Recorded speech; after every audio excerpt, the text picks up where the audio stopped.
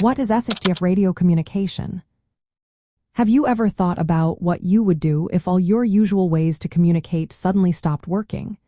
In times of crisis, such as natural disasters or civil unrest, normal communication methods can fail. This is where SHTF radio communication comes into play. The acronym SHTF stands for Shit Hits the Fan, and it describes situations filled with chaos and disruption. When the power goes out or cell towers are down, SHTF radio communication becomes essential. It allows you to stay in touch with others, share important information, and coordinate survival efforts. There are several types of radios that can be used in these scenarios. First, let's talk about ham radios, also known as amateur radios. These are often considered the best option for long-distance communication during emergencies. Ham radios can operate on multiple frequency bands and do not depend on cell towers or the internet. They can connect you with people locally, regionally, or even internationally, depending on your equipment. However, to operate a ham radio legally, you need a license, which involves passing a test. Listening to ham radio transmissions does not require a license, so you can still gather information without one. Many ham radio operators prepare for emergencies by investing in backup power sources like solar panels or generators. Next, we have GMRS and FRS radios, commonly known as walkie-talkies. These radios are great for short-range communication within small groups. They are user-friendly and requiring minimal training.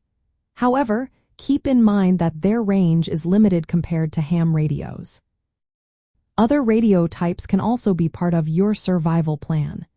Citizens band radios, shortwave radios, and software-defined radios can provide different advantages.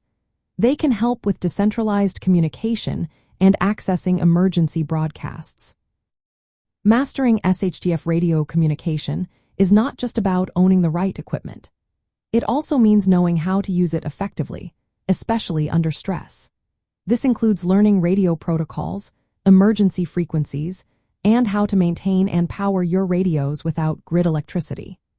Having a communication plan that includes various radio types and backup power options can greatly improve your chances of staying connected during a disaster. In the context of wildfire preparedness, SHTF radio communication is vital.